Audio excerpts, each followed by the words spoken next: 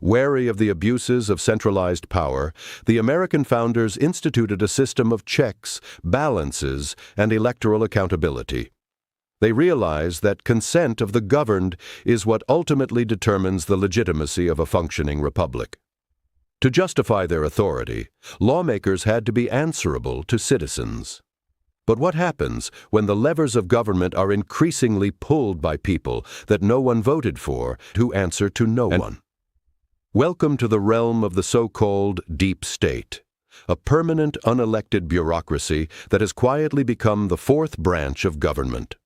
What we now label the deep state is layer upon layer of administrative authority that includes the FBI, CIA, IRS, EPA, DOJ, and a host of other federal bureaucracies. These agencies, originally designed to assist the executive branch of government, have become independent entities operating with ideological bias, selective enforcement, and an unwavering commitment to self-preservation. The deep state's loyalty is not to law, but to the imposition of ideology. Compelling evidence indicates their primary mission is not to carry out their assigned mandates, but to expand their realm. Rather than aid the executive branch, their narrowly focused agendas do not hesitate to undermine it. We saw this most clearly during the first Trump administration. When he took office in 2017, the treatment he received from entrenched bureaucracies revealed their true identity. Operatives within the government concocted a partisan fiction known as the Steele dossier that was laundered through intelligence agencies and presented to a FISA court as verified evidence. A sitting president's campaign was surveilled. Private citizens were unmasked and perjury traps were set. Meanwhile, the architects of these abuses landed book deals, fellowships, and media contracts. Such behavior would be unthinkable if the administrative state operated within its constitutional boundaries. But it doesn't. The deep state's power lies in its immunity from consequences. Elected officials come and go, but bureaucrats remain, embedding their institutional ideology deeper with each passing year. They write rules with the force of law, interpret them to their advantage, and enforce them selectively, often against political opponents, while granting immunity to allies. Consider the deep state's treatment of Hunter Biden's laptop. When the New York Post published the damaging contents of the computer, a cadre of 51 former intelligence officials wasted no time circling the wagons, dismissing the report as Russian disinformation. They unabashedly used their influence to push a self-serving narrative. Only after a grand jury subpoena and seizure did the FBI conclude the laptop was genuinely his and did not seem to have been tampered with or manipulated. During the COVID-19 pandemic, the 2020 election, and the early Biden administration, the Department of Homeland Security monitored and influenced online speech under the pretense of combating misinformation.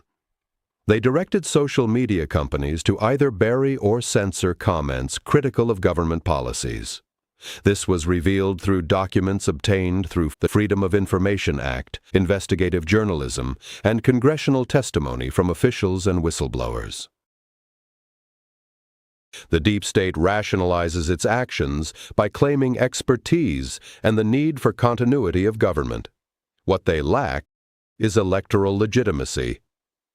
These unelected bureaucrats behave as if they have some sort of moral authority to impose their preferences or biases. A scientist who believes in climate change does not get to ban gas stoves by fiat. And a lawyer at the DOJ does not get to redefine what constitutes a domestic terrorist based on partisan talking points. There is a fundamental moral hazard when those with power are insulated from the consequences of its abuse. When the IRS audits political enemies with impunity, or the FBI interferes in elections with selective leaks, we no longer have a republic, we have an oligarchy of functionaries. When those entrusted with neutrality become partisan actors, and when voters are told they must defer to experts rather than their own judgment, The very premise of democracy is subverted. If nothing else, Dr. Anthony Fauci demonstrated the folly of trusting these so-called experts, especially when they are trotted out as justification to expand government authority. The deep state operates under the radar, not because it is secret, but because it has been taken for granted. We have grown accustomed to rule by guidance, executive order, and administrative law. To our detriment, we seem to have accepted the false premises that government knows best and is looking out for us. The founders envisioned a government of laws, not of men. The deep state offers the opposite, a government of unelected men dictating law. To restore constitutional order, two things must happen. First, Congress must reassert its authority, reclaiming powers it has lazily delegated to regulatory agencies. Second, the public must understand, until the bureaucracy is pruned, its politicization punished, and its power checked. Americans are not self-directing, they are managed. Democracy means rule by the people.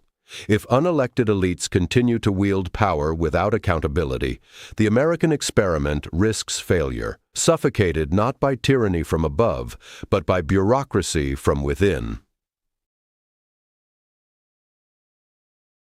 Can you say why America is the greatest country in the world? Freedom and freedom. So let's keep it that way. I think that the real job that we have that confronts us is to somehow be able to sell our fellow Americans on the moral superiority of personal liberty.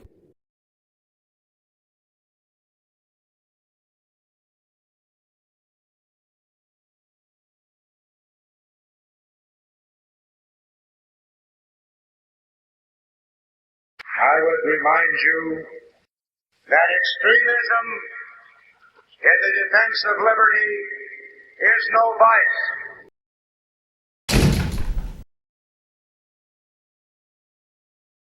Once justified in the name of public good,